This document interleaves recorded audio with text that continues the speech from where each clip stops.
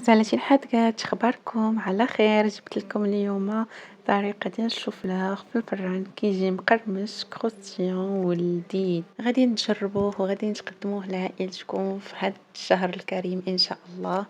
خليكم مع الطريقة. غادي ناخذ حبة ديال الشوفلار كيف كتشوفوا هنايا، غادي نقيوها نخليوها واحد الساعة في الماء والخل وغنحطوها تفور تقريبا واحد 10 دقائق. غادي ندوزو الخليط اللي غادي ندوزو فيه الشوفلور ديالنا.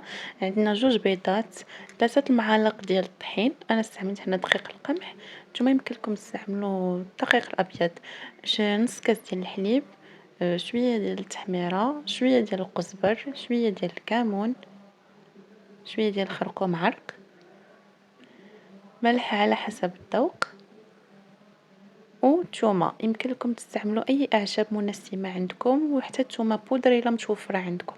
غادي نخلطوا الخليط ديالنا مزيان وغادي نخليوه يرتاح تقريبا واحد 15 دقيقه هكاك. بما وجدنا الشوفلور ديالنا هانتوما كيف كتشوفوا، غادي ندوزوه في الخليط، غادي نستفوه في المول اللي دهناه بشويه ديال الزيت، وغادي نكملوا الكميه كامله اللي عندنا. انا هنا زدت واحد الرشيشه ديال الفخوماج من الفوق، وهذا هو الشكل ديالو النهائي. وبالصحه والراحه، وما تنساوش تشاركوا على الصفحه.